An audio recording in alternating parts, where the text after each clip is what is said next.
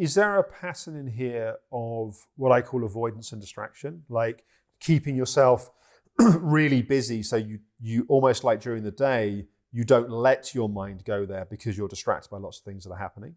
It could be, although I would counter that with a lot of the reason I've been busy is not by, I mean, of course it is by my design, but it's been work. It's been circumstance. Yeah, it's been work and social stuff. Yeah.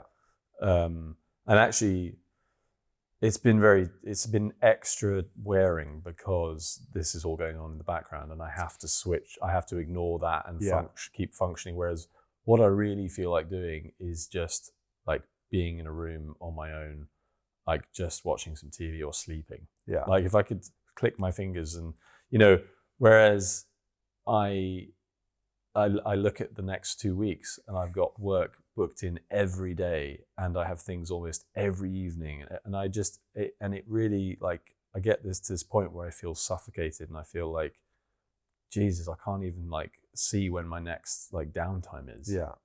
So that's something that I think is generally not helpful as an ongoing for anyone, because particularly as my understanding from previous conversation with you is that you're someone that needs your own space somewhat to also wind down and settle. Yeah. I think what's particularly also important to put a bit of a spotlight on here is that sort of background anxiety can be very draining. Yeah. So it's a little bit like having a program running on a computer in the background, which is using up loads of processing power. Yeah. And then you don't really notice until you try and do a task with the program you're using, and then it runs really slowly. You're like, what's happening? Yeah. And then you realize that something in the background is like, just like, I don't know, some virus software keeps scanning everything. And it's often we're part of the sort of avoidance and distraction strategy is that we maybe deliberately just want to be busy, or you are just busy. Yeah. But in the background, there's this kind of constant worrying pattern. And almost the more that you slow down and relax, the more you notice it. Yeah. And therefore there may be the more of the impetus to want to sort of speed up and sort of do something else.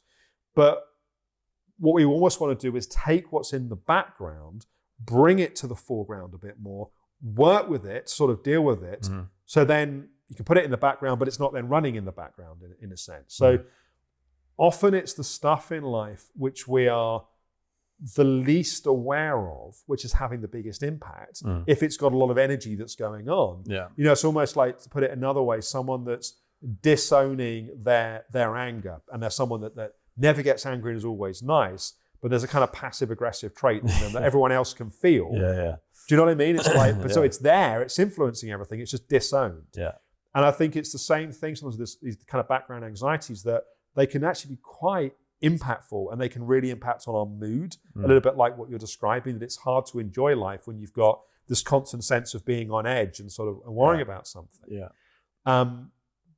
But also when we don't really have effective strategies to work with it, it's like, well, why would I put it in the foreground? It's going to make it worse. Yeah. So I think part of what allows us to take what's in the background and put it in the foreground is having a clear plan and strategies then to be able to do something with it, to work with it. Yeah.